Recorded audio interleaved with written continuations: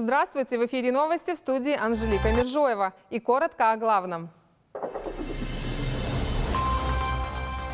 Реконструкция участка автодороги «Кавказ», присвоение аэропорту МАГА статуса международного. Эти и другие вопросы интересовали прибывшего в республику министра транспорта России Максима Соколова.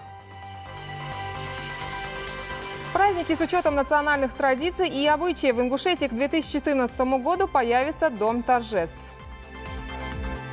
Мы против ДТП. Акцию по таким названиям провели сотрудники госавтоинспекции в Карабулаке.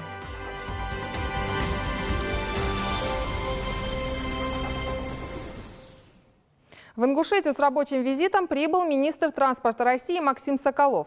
Его встречал глава республики Юнусбек Евкуров. Руководитель Министерства транспорта посмотрел, как в Ингушетии идет реконструкция участка автодороги М-29, а затем отправился на совещание. На нем шла речь о переносе грузового вокзала из Назрани в Карабулак. Для этого почти все готово. Говорили и о присвоении аэропорту МАГА статуса международного. Там уже строится новый терминал. В Национальной библиотеке Ингушетии прошел круглый стол, посвященный 120-летию ингушского писателя и известного общественного деятеля Сазырко Мальсагова. Также была представлена выставка семьи Мальсаговых. Подробнее в сюжете Хади Адельбиевой.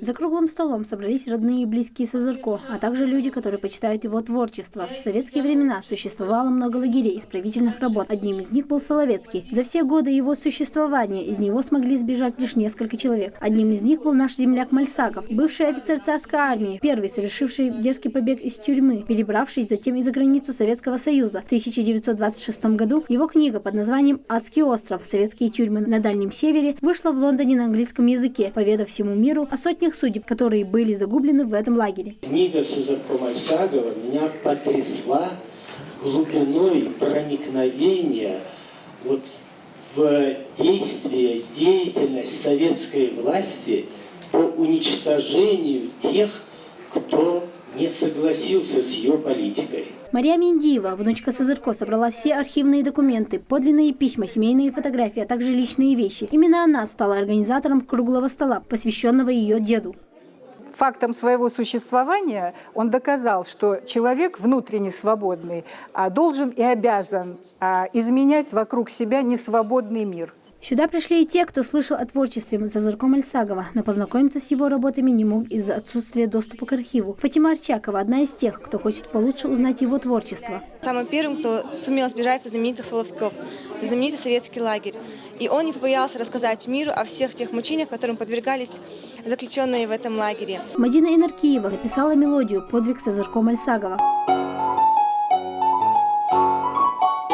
Хади Адельбиева, Муса Хамхоев, Новости 24. В Магасе идет строительство Дома торжеств. С сдачей этого объекта появится возможность праздники, корпоративы или обычный день рождения отметить так, что запомнится на всю жизнь. Тем более, что все организационные вопросы возьмут на себя сотрудники дома. На какой стадии строительства расскажет Милана Хашагульгова.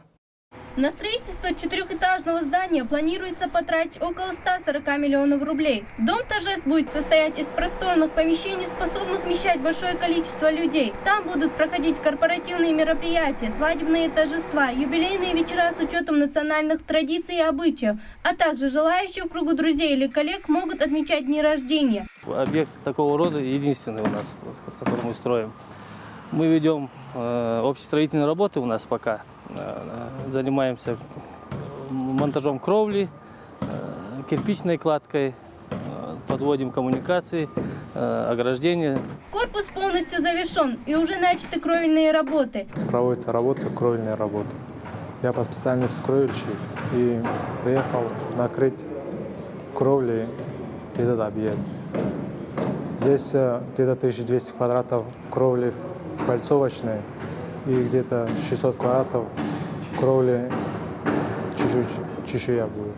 Все работы по строительству четырехэтажного здания будут завершены к 2014 году. Этот объект должен стать еще одним архитектурным украшением столицы Ингушетии Магаса. Милана Хашагульгова, Ахмед Беков, Новости 24. Мы против ДТП. Так называется акция, которую провели сотрудники госавтоинспекции в районе второй школы в Карабулаке. Мероприятие направлено на предотвращение дорожно-транспортных происшествий. Подробнее Мадина Албагачиева. Причин ДТП множество. Это и плохие дороги, и неисправные автомобили, но в большинстве случаев аварии происходят из-за несоблюдения правил дорожного движения. Для профилактики дорожно-транспортных происшествий сотрудниками госавтоинспекции была проведена акция, в рамках которой они вместе с учениками 6 класса школы номер 2 города Карабулак раздавали буклеты и проводили разъяснительную беседу с водителями. Уважаемые водители, соблюдайте правила дорожного движения, пристегните ремень безопасности. У меня он всегда пристегнут. Данная акция проводится с целью привлечь внимание водителей, опять же таки, к соблюдению правил дорожного движения. Сегодня мы хотели устами ребенка донести до водителей, что соблюдение правил дорожного движения уберегает их от дорожно-транспортных происшествий. Ученики с удовольствием приняли участие в акции. Они стояли вдоль дороги напротив школы, держа в руках знаки дорожного движения. Несмотря на свой возраст, они уже хорошо знают правила дорожного движения. Чтобы водители не нарушали правила дорожного движения, пристегивали ремни, не повышали скорость. Для борьбы с дорожно-транспортными происшествиями используются различные методы. Это и увеличение штрафов, и установление вдоль дорог камер видеонаблюдения. Остается только надеяться, что данная акция повлияет на водителей, и они начнут более ответственно вести себя на дороге. Ведь, сев за руль автомобиля, они отвечают не только за свою жизнь, но и за жизнь других участников дорожного движения. Мадина Албагачиева, Муса Хамхоев, Новости 24. В гимназии сельского поселения Али-Юрт прошла встреча с учениками старших классов. На ней шла речь о вреде энергетических напитков. Мало кто знает, что скрывается за яркой упаковкой, которая ничем не отличается от банки с газировкой и привлекает внимание молодежи. О самой встрече и вреде энергетических напитков расскажет Индира Манкиева. Беседа проводилась на тему «Вредное воздействие энергетических напитков на молодой организм». Ребята внимательно слушали гостей и задавали много вопросов.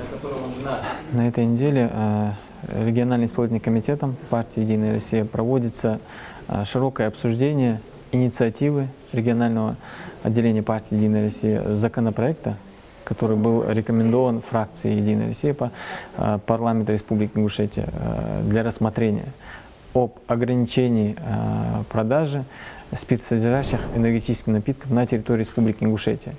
И, значит, в рамках этой инициативы мы проводим широкое обсуждение на территории республики, в том числе и в школах. Эта проблема, к сожалению, очень актуальна в последнее время. Есть такое изречение: воспитывая мальчика, мы воспитываем мужчину. Воспитывая девочку, мы воспитываем нацию. И я считаю, что мы все должны приложить все усилия, чтобы наше подрастающее поколение росло здоровым, крепким, чтобы каждый из них стал гармонично развитой личностью, полноценным членом общества. Ученикам объяснили, какой вред наносят энергетические напитки здоровью и психике человека. Для решения этой проблемы депутатам Народного собрания предложено рассмотрение законопроекта, чтобы этот продукт не продавали тем, кому еще не исполнилось 18 лет. Основным потребителем энергетических напитков являются студенты и ученики старших классов. Этот продукт общедоступен, его можно купить в любом из местных магазинов. Мы не задумываемся о том, что эти энергетические напитки могут нанести такой же вред, как и курение и алкоголь. Дети активно принимали участие в беседе. Ребята поделились предложениями, как наказать тех, кто продает и употребляет напитки такого вида. Нельзя употреблять в большом количестве, и вообще, я думаю, что их вообще нельзя даже каплю пробовать. Я уяснил для себя, что это очень вредно, и надо учить младшее поколение, старшее поколение, то, что надо с этим бороться. Энергетические напитки популярны среди студентов, особенно в период экзаменов. Одна банка в среднем содержит от 400 до 1000 миллиграммов таурина. Дети, которые его употребляют, бывают более раздражительными и нервными. Индира Манкиева, Резван Аушев, Новости 24. В развитие курорта в Ингушетии, Армхи и Цори будет вложено около 100 миллиардов рублей. Это в первую очередь частные инвестиции. Будет проложено более 60 километров горнолыжных трасс. Жители республики, которые захотят работать инструкторами, будут обучать в горнолыжной школе Леонида Тигачева под Москвой. Об этом в интервью нашему каналу рассказал сенатор от Ингушетии Ахмед Паланкоев. Полную версию интервью с Ахмедом Паланкоевым смотрите на нашем канале завтра, после 9 вечера в программе «Итоги». Подписали соглашение со школой Тигачева, и правительство Ингушетии подписало. Кстати, я бы хотел отметить, что Будут оплачены места, 10 человек, которые идет набор молодых ребят, которые желали бы поехать учиться в Москву, в школу Тягачева. Они будут учиться кататься на лыжах сами, учиться быть инструкторами, спасателями и так далее. И фактически это готовые рабочие места. Еще раз напомню, полную версию интервью с Ахмедом Паланкоевым смотрите на нашем канале завтра, после 9 вечера в программе «Итоги». В Назране прошел полуфинал чемпионата Северокавказского федерального округа по боксу. Спортсмены из Дагестана, Чечни и Ингушетии в возрасте от 19 до 40 лет боролись в 10 весовых категориях. Напомню, что финалисты поедут на первенство России в Хабаровск. Кто прошел в полуфинал, узнавал Магомед Измайлов. На боксерский ринг вышли два спортсмена из Дагестана – Чучуев Рустам и Адылханов Адлан. Оба они прошли отборочные этапы, и жребий свел их в полуфинале. До финала должен дойти только один. Сборная Дагестана в этом чемпионате выставила 11 спортсменов во всех весовых категориях. Они провели большую тренировочную работу, и спортсмены подготовлены с учетом новых правил судейства. Особое внимание, сейчас много внимания уделяли ознакомлению новым правилам бокса. Вы, как заметили, с боксеров сняли шлемы. Это уже где-то приводит к тому, что нужно больше внимания уделить защите, чтобы не было такого движения опасной головой, которое приводит часто к травмам. Эту тренировку и также подсчет судейских очков. Также тренер отметил хороший уровень организации соревнований. Чемпионат проходит на хорошем уровне. Присутствует очень много зрителей, которые активно болеют за своих участников. Это придает красочности и успешному выступлению. Подготовкой соревнований занималось Министерство спорта. Оно учло опыт предыдущего чемпионата Северокавказского федерального округа, который проводился в Ингушетии. И, как следствие, соревнования проходят по запланированному сценарию. Судейская бригада, она утверждена Федерацией бокса России, представительная, о чем говорит даже о том, что главный судья соревнований наш сегодня является чемпионом мира по боксу. В плане судейства, в плане организации, в этом плане у нас на высшем уровне идет.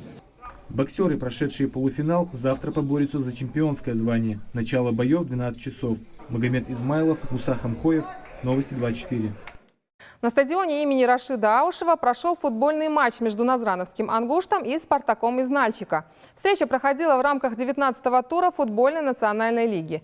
Игра завершилась со счетом 2-1 в пользу гостей. За игрой наблюдал Амир Цычоев.